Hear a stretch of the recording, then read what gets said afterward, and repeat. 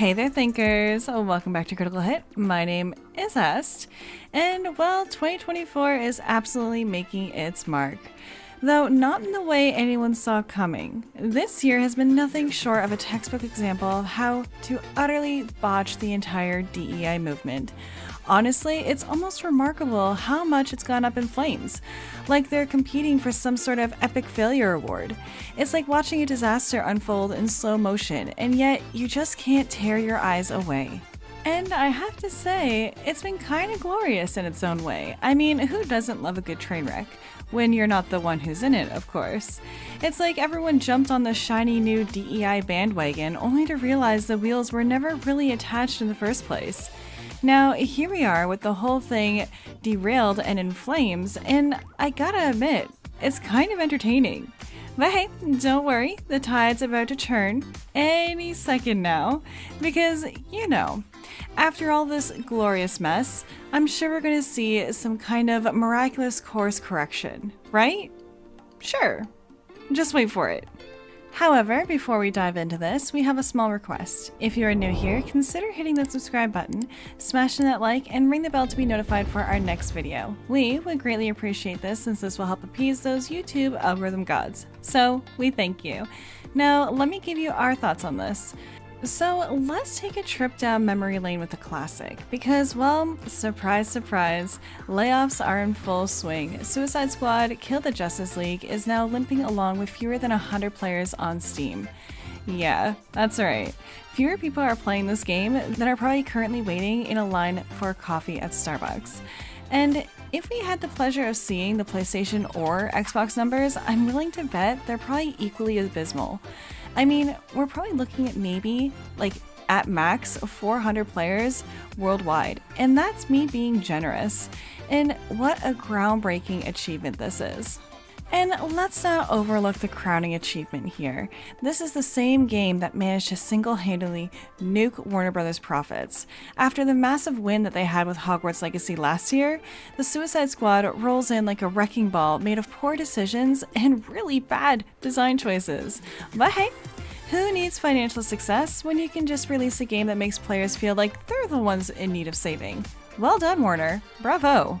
They were practically dancing in the streets over their shiny new record, feeling like kings and queens of the gaming world. And then this new game drops, and suddenly it's like their wins were vaporized into thin air. Enter the sweet baby kiss of death, an infamous trademark where every game they touch ends up a catastrophe. Like, Sweet Baby Inc. must have had some serious bad juju, because their involvement in any project is basically a kiss of doom. Now, Warner Brothers' gaming division is crucified from a $2 million disaster. Yeah, a gigantic black hole in their finances. So, what does that mean? Layoffs are already on the way with Rocksteady getting hit hard, which is a perfect storm of failure. All thanks to the Sweet Baby curse. Isn't it just charming how this year, in the video game world, layoffs are practically a sport? It's like the industry decided to make every week an episode of who's getting fired next. And the big shiny failures from various teams are finally coming home to relax, while the people losing their jobs had absolutely no say in any of this.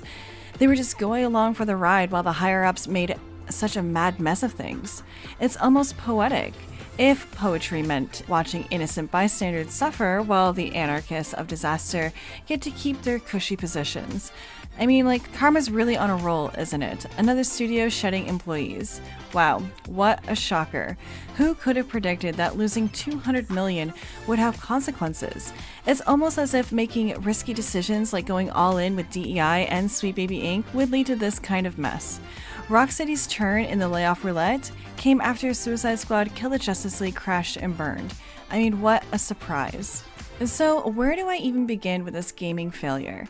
This game is practically a masterclass in how to flop as a AAA title.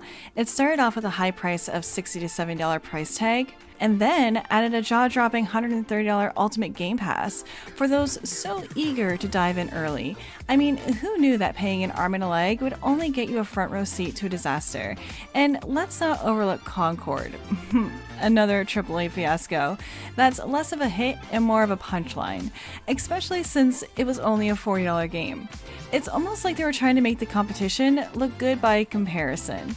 And meanwhile, Suicide Squad is priced like an average game, but is destined to lose its shit. Like, their attempt at a money grab was a spectacular flop. The real comedy, though, is in their choices. Take the DLC, for example, because what says a winning formula like introducing a non-binary Mrs. Freeze and Gay Joker? It's as if they threw darts at a board of random ideas and called it innovation. Like, spoiler alert, it really wasn't. Those head-scratching decisions have only amplified the game's failure, proving that sometimes more effort goes into making bad choices than actually making a good game. 2024 is definitely shaping up to be the year DEI got kicked to the curb like leftover pizza. Sure, they'll probably slap a new coat of paint on it and try to sneak it back into the spotlight, but it's going to be a slow, painful climb before it even thinks about making a comeback in the West. In the meantime, Eurogamers got the scoop on Rocksteady's latest disaster. Apparently, after Kill the Justice League crashed and burned, the studio's been slashing jobs left and right. The QA team has been gutted, shrinking from 33 members to a mere 15. The poor sales of Suicide Squad are being pointed at as the culprit behind this messy reconstruction. But wait, it gets better. One unfortunate employee discovered they were being shown the door right in the middle of the paternity leave. Like, talk about a bad time for a layoff. Like, can you even do that legally? Well, Eurogamer reached out to Warner Brothers for a comment, but it seems like they were too busy twiddling their thumbs or planning their next big flop to offer a response. Unfortunately, you're probably not going to get any clarity here.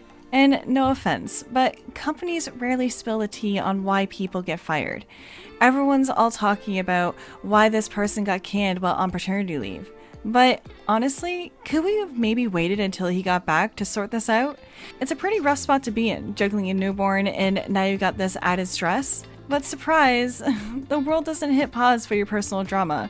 And let's be real, some of these people might not even been remotely involved in the decisions that messed up this game in the first place. This whole debacle falls squarely on Warner and the higher-ups at Rocksteady, who clearly didn't know what they were doing with this game. Now it's causing all sorts of trouble for people who probably didn't deserve to be dragged into this mess. This is really surprising. People didn't buy this game. I know I definitely didn't. And it's not just a few disgruntled fans. It's enough to make the company lose a staggering $200 million. It's almost like making boneheaded decisions is a sunfire way to torch your cash flow. And now Rocksteady is reaping what it's sowed. An anonymous Rocksteady insider let Eurogamer in on a little dirty secret, cutting so many roles in the QA department, including those with actual specialized skills. It's going to dump a mountain of extra work on the remaining staff. So not only are they short-staffed, but the ones left are going to be drowning in responsibilities that they didn't sign up for. And surprise, surprise, Rocksteady's senior management has finally admitted what everyone already knew. The quality of their products is about to take an absolute nosedive. Let's not forget who's taking the hit here. The job cuts didn't just affect the rookies. They included several loyal team members who have been at Rocksteady for over 5 years. So here's to the next inevitable disaster. Cheers to that brilliant strategy. I mean, what a delightful disaster this has turned out to be. Like, Rocksteady, in all of their wisdom, decided to cater to a so-called modern audience that apparently doesn't even exist, instead of giving their loyal fans a game they actually wanted, a fun romp to the beloved characters we all know and love. They've instead decided to piss all over Batman's legacy and giving Harley Quinn crack jokes about how she's no longer sexy, and by making a game that seems to have been designed solely to irritate its core audience. It's almost as if they were on a mission to alienate their base. They thought they could win over some mythical new crowd while alienating the very people who kept their franchise alive. I mean, it didn't work. Now they're left with a game that's not only failed to attract the modern audience they were aiming for, but also disappointed the fans who were eagerly waiting for a decent addition to the Arkham universe. I really hope that these gaming companies understand that Korean and Chinese studios are on the verge of taking center stage, because unfortunately, Japan's just way too busy plunging headfirst into this DEI chaos. Sure, not every Japanese studio is caught in this gaydar, but the situation is definitely spiraling out of control over there. Meanwhile, as the West flounders and fails, other regions are stepping up to actually deliver the games that gamers are begging for. And honestly, at the end of the day, all I care is about getting my hands on great games. I could really care less about who makes them, as long as they ditch this virtue signaling nonsense and just give us quality content. Like, this is a textbook case of shooting themselves in the foot. They've made a mess, and now they're paying the price. But hey, it's not too late for redemption. If they actually take this as a lesson and put out something that's generally engaging and true to its characters people care about, there might still be hope. They've got a chance to fix this fiasco and maybe, just maybe, get it back on track. All it takes is a little bit of listening to their fans and a lot less whatever misguided brilliance they thought they were unleashing here.